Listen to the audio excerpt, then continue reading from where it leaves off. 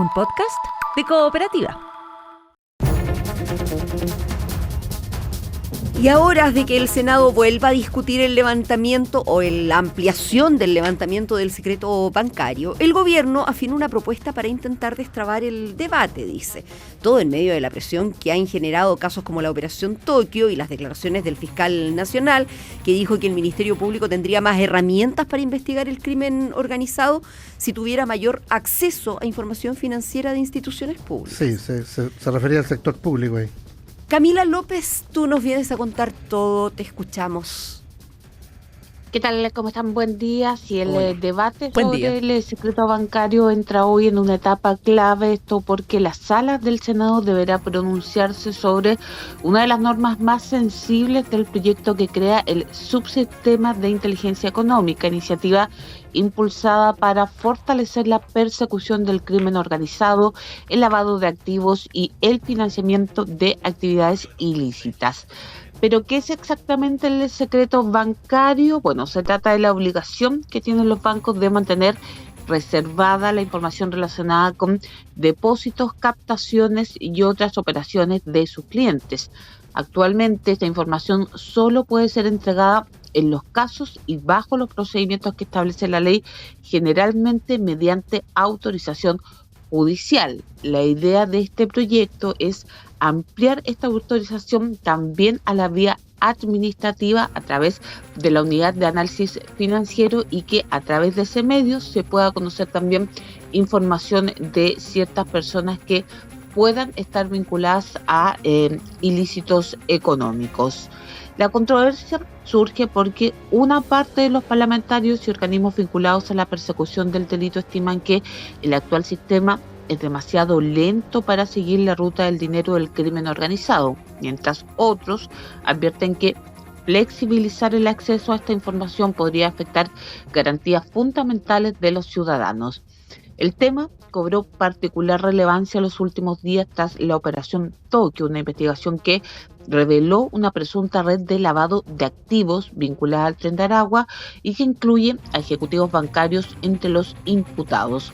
Un caso que reabrió la discusión sobre si el Estado dispone de herramientas suficientes para detectar y prevenir este tipo de delitos. A eso se suma que la semana pasada la discusión legislativa terminó en un doble empate en la sala del Senado, lo que obligó a postergar una definición y mantuvo abierto el debate. En paralelo, el gobierno ha estado trabajando en una propuesta propia que, según trascendió, podría ser presentada durante esta jornada antes de la nueva votación.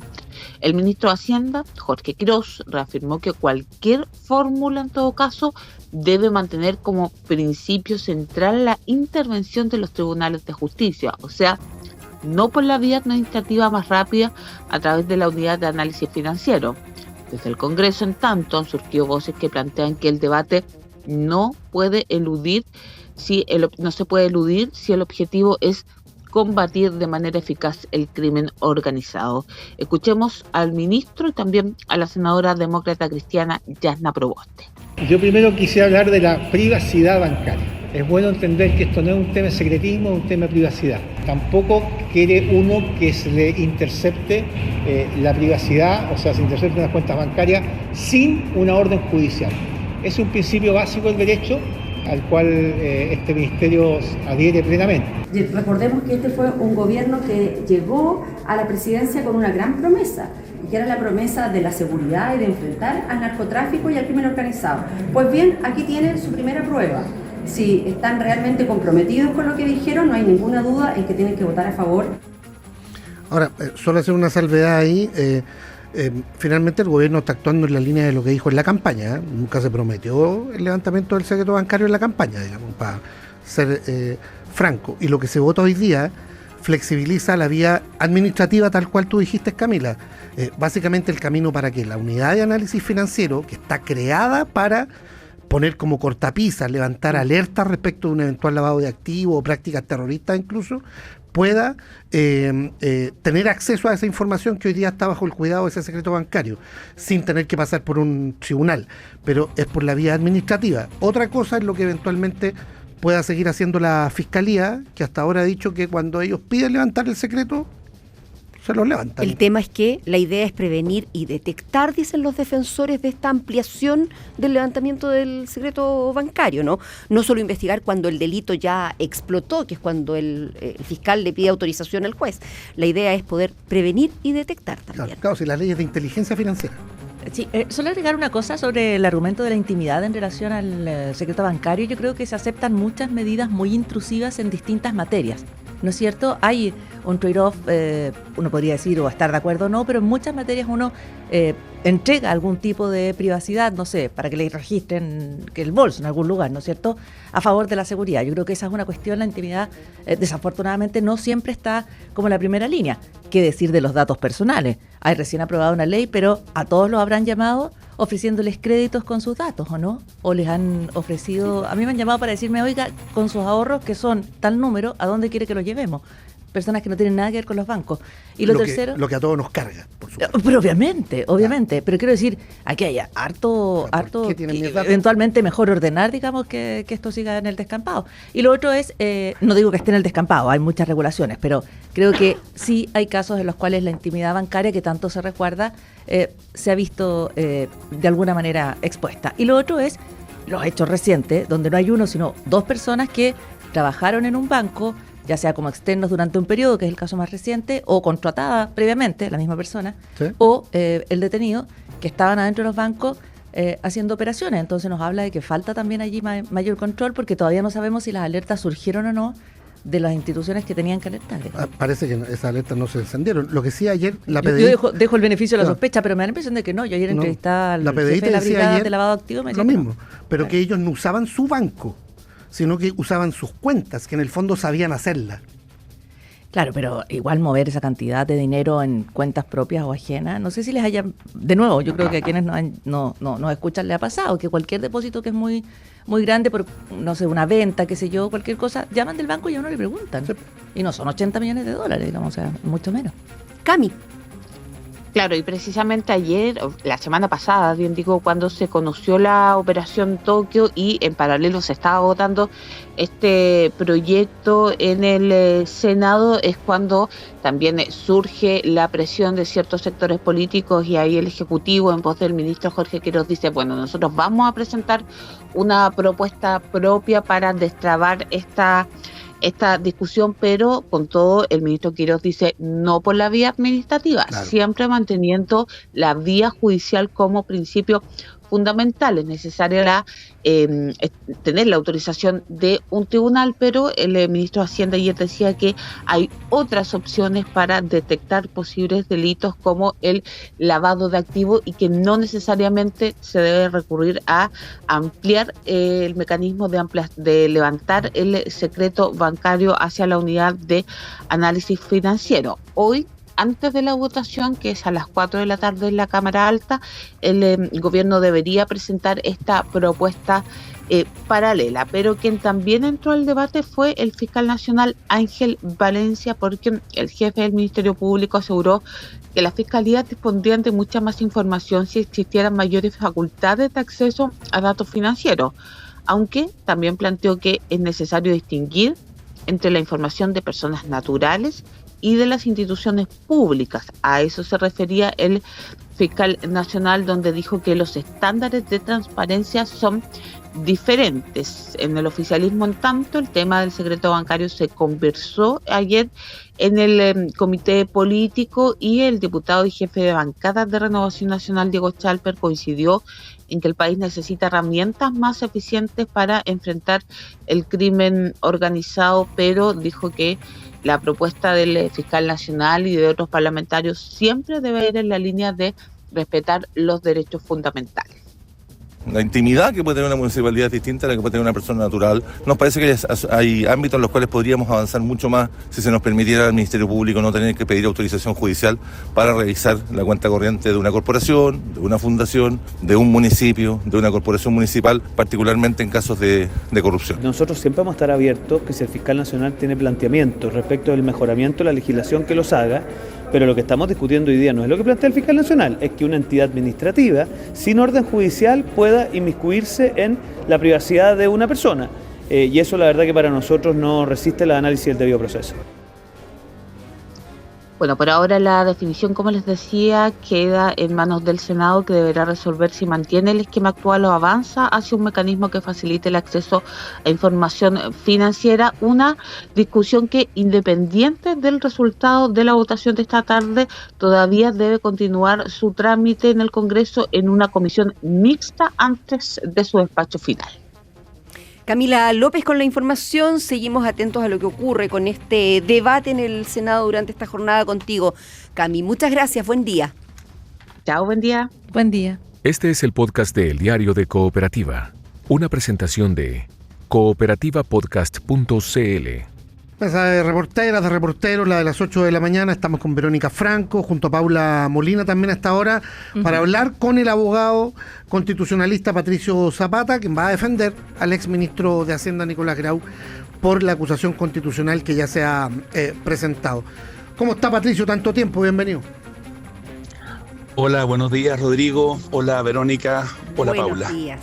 Buen día. Oye, Patricio, al asumir esta defensa, usted decía que se ha abusado de la acusación constitucional. ¿Por qué este caso concreto contra el exministro Grau sería parte de ese abuso y no un ejercicio legítimo de fiscalización? A ver, yo creo que no puede discutirse el derecho que tienen los parlamentarios a usar esta herramienta. Esta es la Constitución. Así que en abstracto, esto siempre es parte de lo que uno puede esperar. Pero yo esperaría que después de los últimos 8 años, 9 años, en que han habido 20 acusaciones, la mayoría de ellas ha sido juzgada de manera bien transversal como acusaciones débiles, uno pudiera decir, pidamos un ejercicio responsable. Que no sea lo primero que se haga cuando alguien tiene una diferencia o una discrepancia. Existen maneras para aclarar las dudas que puedan existir sobre las proyecciones de deuda o las proyecciones de déficit. El propio Congreso Nacional puede fiscalizar, puede crear una comisión investigadora, puede citar a los directores de presupuesto actuales y pasados para que se explique si es que alguien cree que hay algo que merece o que debe ser esclarecido. Saltarse todo eso y irse de inmediato a la acusación constitucional fue graficado por Ignacio Briones hace 10 días como saltarse varios pueblos. Y eso es un abuso. No usar la acusación, usarla como primera medida, como primera forma de enfrentar un problema. Ya. El libelo dice que no estamos ante una mera divergencia técnica, sino ante una infracción objetiva al deber constitucional. ¿Una diferencia en proyecciones fiscales puede configurar una infracción constitucional? ¿O ahí se requiere además, profesor, probar dolo, ocultamiento, una conducta deliberada? A ver, ayer desgraciadamente en la presentación de la acusación uno de los diputados introdujo un elemento subjetivo de dolo, habló de que aquí se maquillaban los datos. Voy a dejar eso un poco al costado, eso no está en el documento de la acusación, eso a mi juicio agrava el problema que estamos conversando porque se imputa una intención. Dejemos eso de lado. Para destituir a alguien hay que demostrar que se ha violado una norma jurídica. La norma jurídica decía, usted tiene que hacer esto dentro de 30 días y no lo hace dentro de 30 días. Usted no puede gastar más de 500 millones, gastó 600 millones. Cuando yo veo las normas que cita la acusación, hay 3 artículos de la Ley Orgánica de Presupuesto y un artículo de la Constitución, yo no logro identificar cuál sería la vulneración a una orden. Porque, entendámoslo, el Fondo Monetario Internacional o el Consejo Autónomo Fiscal puede dar recomendaciones y uno puede pensar que sería bueno hacerles más caso o hacerles caso total, pero no son obligaciones legales. De hecho, el actual ministro de Hacienda parece que no va a hacerle mucho caso al Consejo Autónomo Fiscal ni al Fondo Monetario Internacional, y yo diría está en su derecho legal.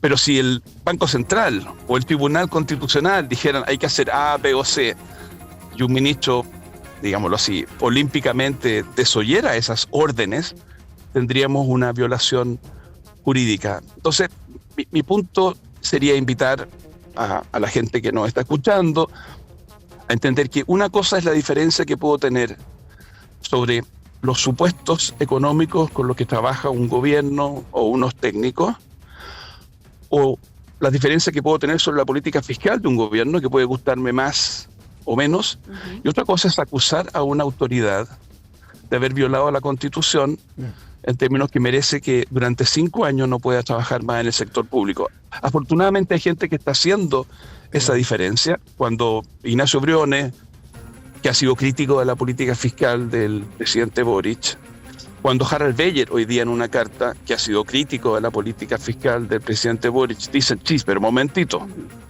eso es una cosa, y otra cosa es decir que los cálculos y las estimaciones de los informes de política fiscal del 2025, que alguien puede pensar que no están suficientemente justificados o que demostraron ser poco realistas con el tiempo, son motivos suficientes para destituir o inhabilitar a un ministro de Hacienda. ¿Sí? Sí, el propio Harald Beyer, que fue víctima de esta escalada en su momento, después de lo que pasó con Jasna Proboste, bueno, y así Exactamente. Ha ido sucediendo.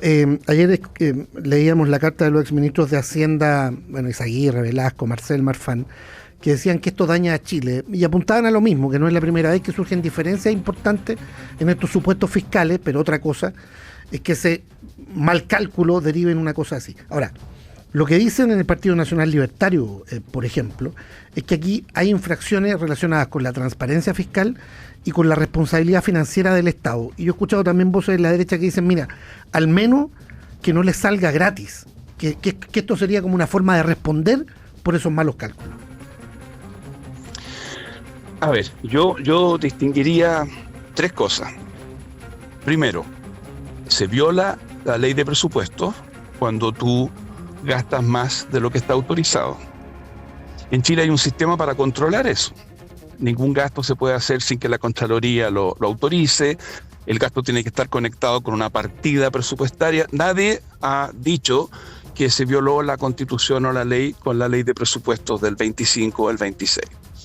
Segundo, tú puedes tener errores en tus supuestos. Yo puedo pensar que una reforma tributaria va a traer más recaudación y resulta que después, con el paso del tiempo, es menos, ¿ya? Esto no es un error aritmético, es un error en el supuesto. No puede haber política económica en ningún país del mundo si tú castigas a alguien porque sus supuestos resultaron ser falseados por la realidad, porque hubo una guerra en Irán, porque el dólar se desplomó, porque el litio no tuvo el precio que tú esperabas tener. Entonces, ahí hay un tema que tiene que ver con la importancia de los supuestos, que no es lo mismo que equivocarse en los números. Si aquí los informes dijeran que el dólar va a ser a 800 pesos, y después tú sumas y dices, no, pues está mal calculado esto, está mal hecho, esto es una cosa que revela incapacidad técnica, bueno, ahí habría un problema, un tipo de problema.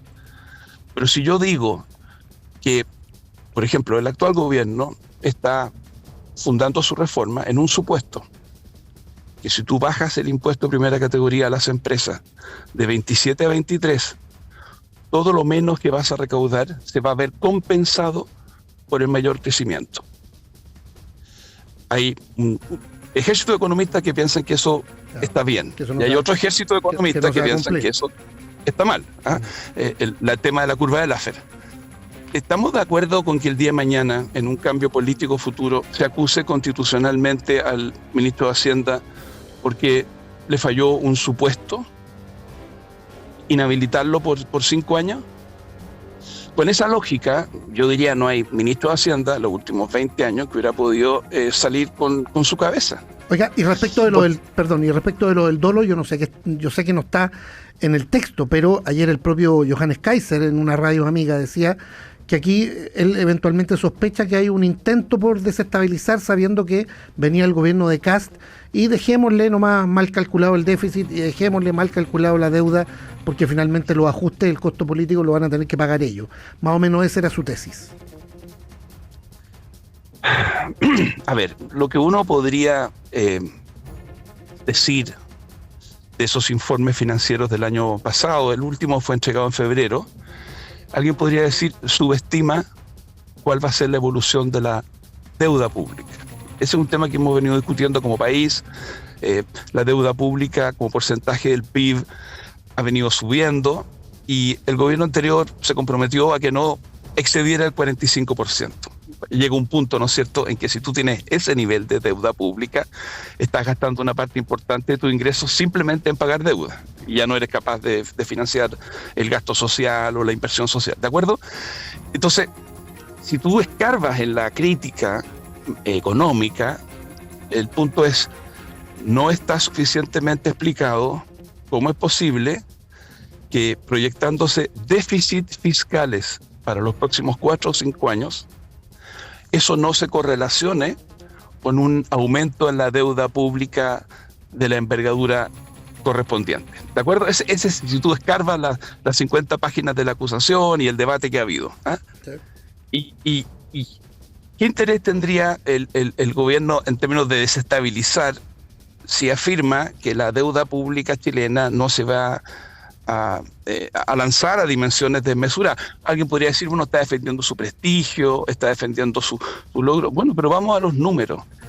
Aquí hay una brecha entre lo que dice el informe que dio a conocer el ministro Quirós, lo que dice el actual director de presupuestos cuando va al Senado, y qué es lo que dice ese informe. Dice, nos gustaría entender mejor cómo conversan estos dos números. Los déficits que se estiman, digámoslo así, en flujo, y la deuda que se calcula como stock. Eso, en mi opinión, deberá ser motivo de una citación a que se explique esto a la gente que ha estado trabajando en estos datos, que por lo demás son los mismos. La Dirección de Presupuestos es una institución bien estable del Estado chileno, cambia el director, pero la gente que hace estos cálculos es gente que lleva 10, 20, 30 años, y que se explique cuáles son los supuestos bajo los cuales se hace esta proyección. Aquí no hay, yo creo, un documento en febrero del año 2026 que uno pueda decir, busco desestabilizar. Muchas de las cosas que ahí se dicen fueron, digámoslo así, dramáticamente alteradas porque 15 días después Donald Trump decidió atacar Irán. Eso pasa con los supuestos, claro, eso pasa con las proyecciones. Uno el 13 de febrero dice una cosa y el 28 de febrero hay una guerra. Los planes de todos los gobiernos cambian, las proyecciones cambian. Sí, Patricio Zapata, muy buenos días, le saluda Paula Molina. Ha planteado varias veces a usted los riesgos que se presentan para cualquier ministro de Hacienda, pero quisiera acotar aquello al actual ministro de Hacienda, ¿no es cierto?, al ministro Quirós, que tiene que hoy dar a conocer el decreto de trayectoria fiscal del Ejecutivo, que está impulsando la mega reforma en el Congreso. Usted dice que, le pregunto, si el libelo sostiene que aquí se puede generar una responsabilidad constitucional cuando las proyecciones fiscales se corrigen por un futuro gobierno. Significa, por ejemplo, que en el caso del actual ministro Quirós, que está enfrentando las advertencias que hizo el Consejo Fiscal Autónomo, que aparece muy citado en el libelo también, respecto a la mega reforma, o cuyas proyecciones podrían a lo mejor no acertar por efectos de la guerra u otros factores, ¿podría él enfrentar el riesgo, si esta se aprueba, o incluso si no se aprueba, de enfrentar una acusación constitucional también él durante su cargo? O sea, yo no quiero personalizarlo, pero vuelvo a lo que decía al principio. Aprendamos. Como país llevamos 10 años o 15 años donde tuvimos primero la izquierda en el segundo gobierno de Piñera acusando a 8 o 9 autoridades de gobierno, y luego los republicanos y los nacional libertarios acusando a 9 autoridades del gobierno de Gabriel Boric. No hemos llegado al punto de Perú, pero en algún momento esa cadena, esa sucesión va a empezar a causar perjuicios serios. ¿Por qué querría alguien trabajar en el sector público si está expuesto a que sin ningún costo se lancen acusaciones? Acusaciones que no se consultan, que no se preguntan a nivel político, donde uno ve que evidentemente causan incomodidad en mucha gente razonable, pero que al final termina sumándose porque empieza a haber una presión ambiente en que le resulta muy difícil, y terminamos esperando que haya un par de héroes en la Cámara de Diputados. En alguna época pudo haber sido Matías Walker o Pepe Out, que se salen de la línea de la disciplina y dicen, ¿sabe qué más? No. Yo creo que en ese tema, la cadena de precedentes, esto comenzó con Jana Proboste, siguió con Harald Beyer, y hemos venido una y otra vez, parece que es gratis lanzar la acusación, no se paga ningún costo, por el contrario, en un momento en que es difícil conversar, cuesta conversar los temas públicos, hay tanto ruido ambiente, parece que la única manera de llamar la atención es golpear la mesa. ¿Y cómo? Con una acusación constitucional. Entonces yo ahí sí consigo... pero ¿cuáles son los costos de eso? ¿Qué le estamos diciendo al país si alguien dice que el Ministerio de Hacienda chileno maquilla los números? Ya se dijo por ahí, alguien dijo que estábamos en quiebra. Ahora se dice que el Ministerio de Hacienda maquilla los números. Son cuestiones de una entidad. Estamos atacando un ministerio que a lo largo de los años, desde Rengifo, pasando por Foxley, por Larraín, por Aninat, por Marcel, por Cerda, por Briones, ha hecho una contribución enorme al funcionamiento de Chile. No digo que sea perfecto el Ministerio de Hacienda y no digo que no haya que fiscalizar y exigir, pero tiros a la bandada causan un daño institucional muy severo. Yo esperaría que la gente que siempre está preocupada del parlamentarismo de facto, siempre está preocupada del populismo, esa gente en el mundo empresarial, por ejemplo, en el mundo de los centros de estudio, dijeran, cuidado, esto está estresando innecesariamente la prestancia de las instituciones chilenas. Es Patricio Zapata, abogado, representante del exministro Grau ante la acusación constitucional que fue presentada en la última jornada. Ex cafetero también, así es que un cercano a esta casa radial. Muchas gracias por conversar con nosotros, Patricio. Que tenga un buen día. Un gusto. Igual. Gracias, buen día, buena jornada. Buenos días, hasta luego. Aquí termina el podcast de El Diario de Cooperativa. Lo escuchas en vivo, de lunes a viernes desde las 6 de la mañana y todos los días en cooperativapodcast.cl.